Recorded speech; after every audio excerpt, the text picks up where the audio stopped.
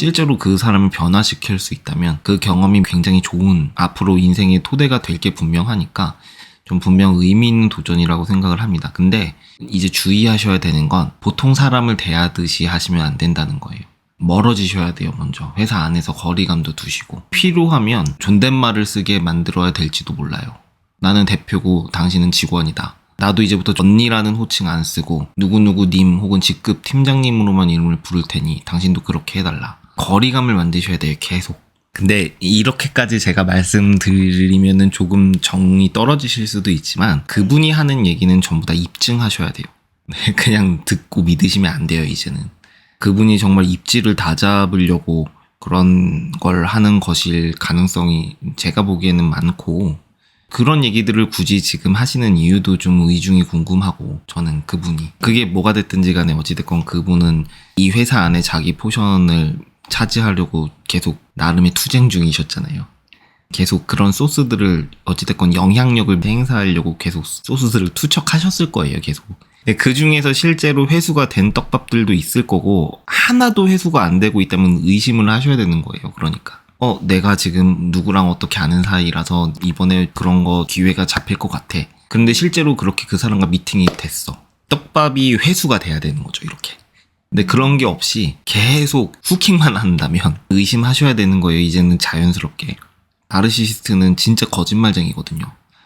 이러는 생각이 있을 수 있죠. 예를 들어 제가 매출이 아직은 1년에 100억 아니에요. 근데 100억이라고 얘기하고 100억으로 만들면 되지. 그 무적의 논리예요. 무적의 논리. 그들은 거짓말이 아니죠. 그러니까.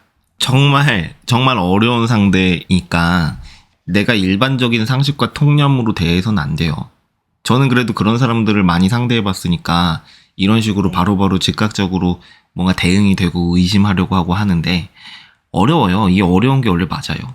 그러니까 그분이 확실히 나르시시스트라는 게 이제는 확실시 되었다. 기정사실이다. 라면 평범한 사람들을 대응하는 방식으로는 그 사람을 대하시면 안 됩니다. 그리고 앞으로 채용할 직원들하고도 살짝 격리가 돼야 되고요. 분리가 돼야 되고 업무에 접점을 만들지 않는다거나 안 그러면 영향을 받을 거예요. 한 명만 더 생기면 이 3자 관계를 이용하기 시작하거든요. 예를 들면은 입사한 사람 욕을 하고 이제 입사한 사람한테는 욕을 하고 이런 식으로 이간질하는 게 가장 대표적인 유형 중에 하나고. 그러니까 이게 어느 정도 그분과 충분히 당신 나르시시스트가 맞아. 그 사람이 그래 나도 맞는 거 인정. 근데 난 바꾸고 싶어. 그런 확언을 들었다면 직원을 채용하고도 너가 지금 이 직원한테 이런 행동을 하면 안 돼. 회사에 불만이 있더라도 나랑 얘기를 해야지. 걔한테는 내 얘기하고 나한테는 걔 욕하면 이건 정말 안 되는 거야. 이런 걸 미리 단도리를 할 수가 있겠죠. 좀 순차적으로 한번 잘 접근해 보세요. 모든 가능성을 열어두고 그 사람과 미리 조율할 수 있는 것들은 전부 다 미리 통제하셔야 됩니다. 그래서 어려우실 거예요.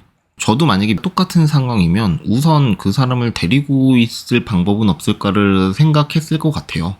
과거에 실제 저는 그런 경험도 있고 뭐 저라고 해서 무조건 사람을 해고하는 무슨 소시오패스도 아니고요. 그쵸? 하지만 그만큼 어려운 상황이라는 거예요. 근데 저는 그렇다고 해서 이게 좋지 않았기 때문에 바로 포기한 적은 없어요. 근데 이제 그 징후들이 있죠. 이렇게까지 노력했는데 이제 안 될 것 같다라는 생각이 들면요. 저를 이제 보호하죠. 저는. 왜냐면 제가 너무 멘탈이 깨지니까. 끝까지 가면. 노동청에 나를 신고한다든지 없던 얘기를 만들어가지고 막 그걸로 소명을 하게 만든다든지 제가 사내에 없는 루머를 만든다든지 실제로 저 첫 번째 회사에서 제가 어떤 악성 루머에 시달렸었냐면 제가 이제 회사 일을 정말 열심히 하면서 살았거든요. 근데 집이 인천이니까 회사는 선능력이어서 출퇴근에만 3시간씩 걸리는 거예요. 근데 맨날 막 밤 12시, 1시, 2시 이렇게까지 일하니까 제가 이제 집에 가서 1시간 자고 다시 출근하고 이게 너무 힘들어서 근처에 이제 친구 집에 자거나 모텔에서 자거나 이런 것들을 했단 말이죠. 여벌 속옷을 가지고 다니면서.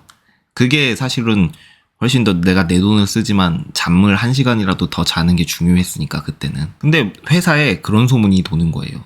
저 사람 막 나이트, 막 클럽 그런 거 엄청 다니면서 얘기들이 막 도는 거예요. 실제로 그런 걸 그 행동을 주동한 주동자가 그런 성향의 사람이었어요. 제 파트너였어요. 네, 바로 옆자리에 앉아있는 여자분이 네, 그런 헛소문을 퍼뜨리고 다니더라고요. 나중에 그것이 전부 다 잘못된 소문이라는 것이 밝혀지긴 했거든요. 제가 그냥 그러거나 말거나 제 할 일을 열심히 하니까 알아봐주는 사람들이 생기더라고요. 예를 들면 제 옆에 동료가 쟤 어저께도 나이트 갔다 왔어. 그래서 옷 똑같은 거야. 이렇게 얘기를 하면 다른 동료가 영진님 어저께 저랑 술 한잔 해가지고 뭐 나이트 가고 그럴 게 없었는데 이런 게 이제 조금씩 되는 거죠. 관계야. 그래서 이 사람이 진짜 나를 악의적으로 매장시키려고 막 그런 행동들을 했구나. 그런 것들을 나중에 가서 알게 된 건데 이것도 제가 만나보니까 나르시시스트들의 일반적인 특징인 것 같았어요. 자기 자신의 영향력을 행사하려고 희생양이 필요한 거죠. 자꾸. 이 화제를 만들고 언제나 그 화제의 중심이어야 되는 거예요. 이 사람들은.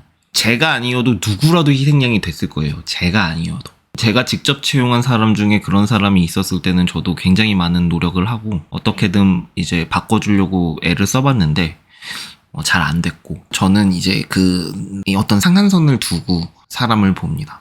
예방할 수 없다면 퇴사를 시키는 게 그 사람을 위해서 나를 위해서도 좋다는 걸 알게 됐어요 이제.